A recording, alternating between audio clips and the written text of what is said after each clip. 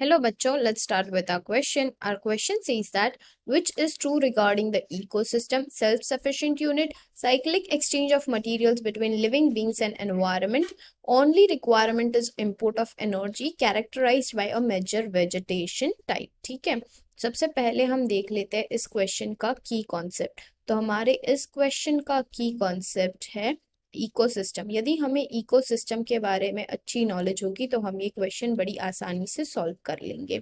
अब देखो इकोसिस्टम का क्या होता है, हम सबसे पहले ये जान लेते हैं। तो इकोसिस्टम जो है ये एक तरह का सेल्फ सफिशिएंट यूनिट है। सेल्फ सफिशिएंट यूनिट यानी कि क्या, सपोज हमने एक एरिया ले लिया। अब इस एरिया के अंदर का सारा लिविंग एंड नॉन लिविंग यानी कि बायोटिक एंड अबायोटिक कंपोनेंट मिल के बनाएगा वहां का इकोसिस्टम। ठीक है, तो सारा लिविंग और नॉन लिविंग बनेगा हमारा इकोसिस्टम।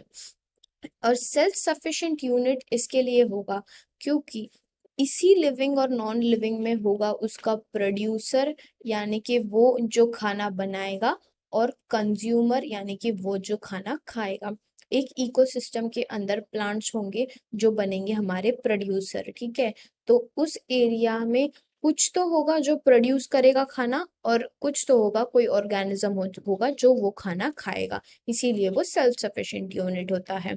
फिर cyclic exchange of material between living beings and environment. अब एक इकोसिस्टम के अंदर जहाँ पे लिविंग और नॉन लिविंग प्रेजेंट है, यानी कि उनको कुछ ना कुछ तो वो, देखो एक इकोसिस्टम के अंदर अगर पेड़ प्रेजेंट है, प्लांट्स प्लांट्स जो है वो सॉइल यानी कि नॉन लिविंग से न्यूट्रिएंट्स लेंगे, और फिर उसके बाद में वो फोटोसिंथेसिस वगैरह करके अपना खाना बनाएंगे। यानी कि वो जो है नॉन लिविंग बींग्स और लिविंग बींग्स साथ में इकट्ठा साइक्लिक चल के एक अक्खा इकोसिस्टम बनाते हैं।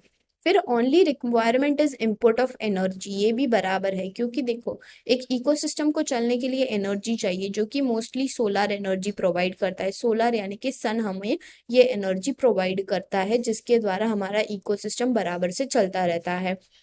फिर दिया गया है characterised by the major vegetation type, ये जो कि गलत है।